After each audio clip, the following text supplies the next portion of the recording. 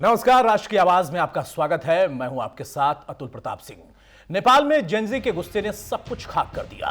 हिंसक प्रदर्शनकारी और हिंसा की तस्वीरें बहुत कुछ कहने के लिए वहां पर दिखाई दे रही थीं। प्रदर्शन के बाद जो हालात हुए उसको पूरी दुनिया ने देखा। प्रदर्शनकारियों ने संसद, पीएम आवास, राष्ट्रपति के निजी आवास में आग लगाई और सुरक्षा बलों से उनके हथियार छीन लिए। उन्होंने दो पूर्व पीएम के घर पर भी धावा बोल दिया, हमला कर दिया। पूर्व पीएम झलानाथ खनाल के घर को आग के हवाले कर दिया। इसमें उनकी पत्नी राजलक्ष्मी चित्रकार गंभीर रूप से जख्मी हुई, जल गई। अस्पताल में आखिरकार उनकी मौत हुई। उधर पूर्व प्रधानमंत्री शेर बहादुर देउबा को उनके घर में घुसकर पीटा गया, जबकि वित्त मंत्री विष्णु पौडेल को काठमांडू में उनके घर के पास दौड़ा दौड़ा कर पीटा गया। ये तस्वीर भी दुनिया ने देखी। इधर हिंसक घटनाओं के बीच प्रधानमंत्री केपी शर्मा ओली ने पद से इस्तीफा दिया। सेना का एक हेलीकॉप्टर उन्हें सुरक्षित स्थान पर लेकर गया। जानकारी के मुताबिक राजधानी काठमांडू और आसपास के इलाकों में झड़पों और आगजनी में अब तक जो आंकड़ा है मौत का वो 22 या उससे ऊपर हो चुका है, जबकि 400 से भी ज्यादा लोग हैं जो कि जख्मी हैं, घायल हैं। नेपाल में फेसबुक, इंस्टाग्राम, व्हाट्सएप, यूट्यूब और एक्स समेत 26 सोशल मीडिया प्लेटफॉर्म हैं जिनको बैन कर दिया गया। गुस्सा इसके वजह से भी भड़का। इसके बाद ही ये तस्वीर सामने आई, सिंहासन खाली करो कि जनता आती है, ऐसे नारे भी वहां पर गूंजते हुए दिखाई दिए। कौन है बालिन शाह, रवि लामिछाने, सुदान गुरुंग, कुलमान घिसिंग, जिन्होंने पूरे आंदोलन की पीछे से अगुवाई की या प्रत्यक्ष तौर पर अगुवाई की। अब नेपाल में क्या होने वाला है इस पर हम चर्चा करेंगे, क्योंकि तस्वीरें अपने आप में बड़ी दास्तान बयां करती हैं। तो जो प्रदर्शनकारियों का हाल था, बिना नेतृत्व वाला एक आंदोलन जिसमें तमाम प्रदर्शनकारी 2 दिन तक सड़कों पर दिखाई दिए और सड़कों की जो तस्वीरें थी आज वो सिर्फ सड़कों तक सीमित नहीं रही, वहां के संसद तक पहुंची। उसके साथ साथ वहां के कई प्रतिष्ठित संस्थानों को, इमारतों को भी निशाना साधा गया। ये 3 तस्वीरें हम आपको जो दिखा रहे हैं, ये 3 वो चेहरे हैं जो कि उभर कर सामने आए। इनके बारे में कितनी चर्चा हो सकती थी इस आंदोलन के पहले, शायद किसी ने सोचा नहीं होगा, लेकिन अब इनमें से कौन बागी है, कौन नेता है, कौन हीरो है, इसको लेकर चर्चा चल रही है। हम इस तमाम लोगों के बारे में आपको बताएं, उसके पहले नेपाल से सीधे आपको वहां की सेना का संबोधन सुनाते हैं जो कि इस वक्त जारी है। स्वाधीनता, राष्ट्रिय एकता र नेपाली जनताको सुरक्षार्थ विषम परिस्थितिमा पनि नेपाली सेना प्रतिबद्ध रहँदै आएको तथ्य हामी सबैलाई सर्वविदितै छ। नेपालमा हाल भइरहेको आन्दोलनको क्रममा हुन पुगेको जनधनको अपूरणीय क्षतिप्रति गहिरो दुःख प्रकट गर्दै दिवंगत आत्माको चिर शान्तिको कामना गर्नुका साथै शोक सन्तप्त परिवारजनप्रति नेपाली सेना हार्दिक संवेदना र सहानुभूति प्रकट गर्दछ। साथै घाइते बिरामीहरूको शीघ्र स्वास्थ्य लाभको कामना समेत गर्दछौँ। आन्दोलनको क्रममा हालसम्म धेरै जनधनको क्षति भइसकेको हुँदा जनधनको थप क्षति हुन नदिन र शान्ति, सुरक्षा, अमन, चयन एवं राष्ट्रिय एकता र सद्भाव कायम गर्नु हामी सबै नेपालीको साझा दायित्व हो। वर्तमान असहज परिस्थितिलाई सामान्यीकरण गर्दै राष्ट्रिय एवं ऐतिहासिक सम्पदा, सार्वजनिक एवं नागरिकहरूको सम्पत्ति, आम नागरिक, मित्र राष्ट्रका कूटनीतिक नियोग तथा नागरिकहरूलाई सुरक्षाको प्रत्याभूति दिई राष्ट्रको सर्वोपरि हितको रक्षा गर्नु हामी सबैको साझा कर्तव्य हो। तसर्थ यस विषम परिस्थितिबाट राष्ट्रलाई। तो आर्मी चीफ नेपाल को आप सुन रहे थे। नेपाली में वो संबोधित करते हुए एक तरीके से नेपाल के तमाम युवाओं जो कि जेनजी का हिस्सा है, इस प्रदर्शन का हिस्सा है, उनसे अपील करते हुए कि अपने देश की संपत्ति को नुकसान ना पहुंचाए और शांति व्यवस्था बनाए रखे। मेरे सहयोगी अनुराग इस वक्त पोखरा से सीधे जुड़ रहे हैं, उनके पास हम आपको लिए चलते हैं। अनुराग, जो अभी भी खबरें निकल कर आ रही हैं, एक तरफ सेना और आर्मी चीफ संबोधन कर रहे हैं, वो शांति की अपील कर रहे हैं, लेकिन क्या वस्तुस्थिति है पोखरा में, पूरे नेपाल से क्या खबरें हैं?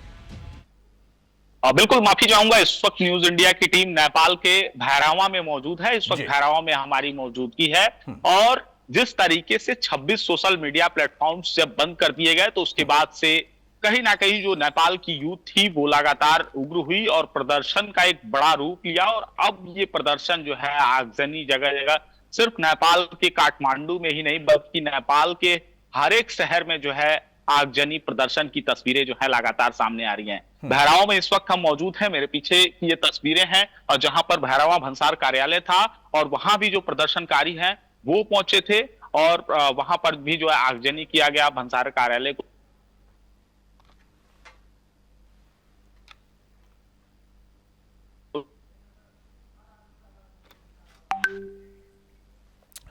चलिए अनुराग, वहां से हमें, है वो। हाँ जी अनुराग अपनी बात पूरी करें। नेपाल के प्रधानमंत्री थे, उन्होंने भले ही इस्तीफा दे दिया हो, लेकिन अब जो युवा है, जो नेपाल का यूथ है, जो युवा है, उनमें लगातार जो आक्रोश है वो देखने को मिल रहा है। और अभी भी जो नेपाल की जो तमाम जगह है वहां की स्थिति जो है वो अभी काफी गंभीर नजर आ रही है। और ऐसे में इस तरफ की मैं तस्वीरें चाहूंगा अपने कैमरा पर्सन से दिखाएं। जो भारतीय सीमा है नेपाल से लगा हुआ है उसको पूरी तरीके से यहाँ भी सुरक्षा जो है बढ़ा दी गई है। जो एसएसबी के जवान हैं वो यहाँ पर लगातार लगाए हुए हैं गए हैं, और इसी के साथ जो पुलिस प्रशासन है वो भी मौजूद है। तो कहीं ना कहीं जो हालात हैं नेपाल में वो अभी भी बेकाबू है और तमाम जगहों से जो आगजनी की खबरें हैं वो लगातार सामने आ रही हैं।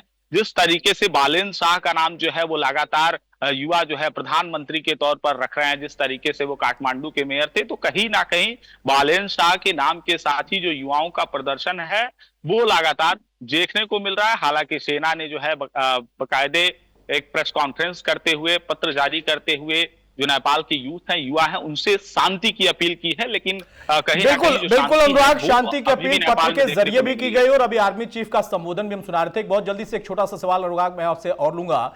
जो आंदोलनकारियों से अपील की गई थी, सेना ने तो अभी अपील की या पत्र के जरिए पहले अपील की थी, तो उसके पहले बालेन शाह ने जो अपील की या जो हिडन तौर पर उनका नेतृत्व कर रहे थे पर्दे के पीछे से, उन्होंने भी शांतिपूर्ण तरीके से वापस लौटने की अपील की। भैरवा में अलग जगहों पर क्या वो वापस लौटते दिख रहा है?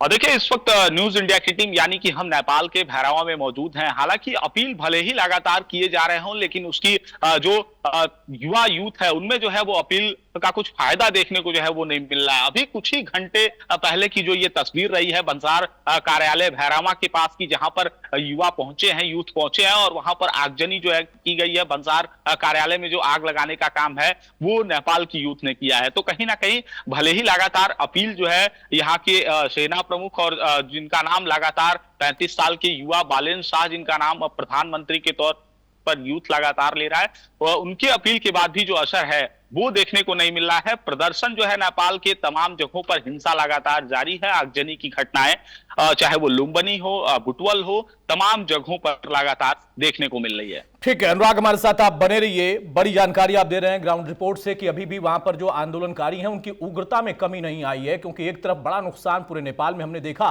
और शांति की अपील करते हमने आर्मी चीफ को भी देखा, लेकिन उसका असर कितना है ये शायद आज देर रात तक या कल सुबह तक भी स्पष्ट हो पाएगा। हमारे साथ अनुराग बने हुए हैं और साथ में मेजर जनरल रिटायर्ड जेके बंसल साहब भी हैं जो कि डिफेंस एक्सपर्ट हमारे साथ जुड़ गए हैं। बहुत स्वागत है सर आपका।